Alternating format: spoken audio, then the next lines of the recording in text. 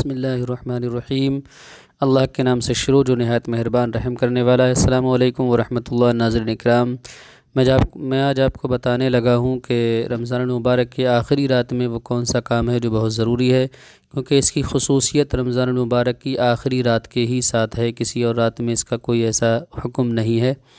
بہرحال ہم نے پورا رمضان المبارک عبادتیں کی ہوتی ہیں، رمضان کے روزے رکھے ہوتے ہیں، لیکن ہمیں یہ معلوم نہیں ہوتا کہ ہماری عبادتیں قبول ہیں یا پھر نامقبول ہیں۔ بہرحال یہ اللہ رب العالمین کے علم میں ہے کہ وہ قبول کرے یا نہ کرے، اس کی مرضی ہے، لیکن ہمیں ہر وہ کام کرنا چاہیے جس سے کہ ہمارے عمل اللہ کی بارگاہ میں قبول ہو جائیں، کوشش کرنا چاہیے۔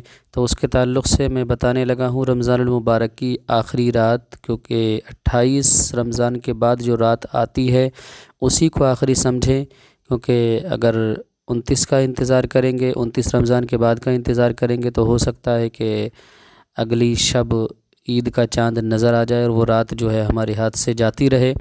تو ہمارے لیے بہتر یہ ہے کہ رمضان المبارک کی جب 28 تاریخ ہو تو اسی شب ہم نے یہ کام کرنا ہے۔ 10 رکعت نماز نفل پڑھنا ہے، 2 رکعت کر کے، اور ہر رکعت میں سورہ اخلاص کو، قل هو اللہ شریف کو 10 مرتبہ پڑھنا ہے۔ اس طرح سے 10 رکعت نفل پڑھنا ہے اور ہر رکعت میں 10 مرتبہ قل هو اللہ شریف پڑھنا ہے۔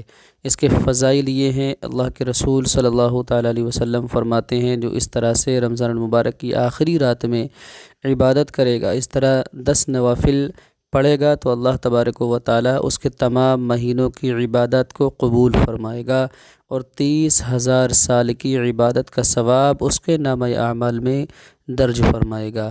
یہ اس کی خصوصیت ہے۔ تو یہ چھوٹا سا عمل ہے، زیادہ محنت نہیں ہے اس میں، تھوڑے سے وقت کا کام ہے، انشاءاللہ تعالیٰ ضرور کر لیں۔ ہو سکتا ہے اللہ تبارک و تعالیٰ اس کے ذریعے سے ہماری تمام عبادت کو قبول کر لے۔ السلام علیکم ورحمۃ اللہ۔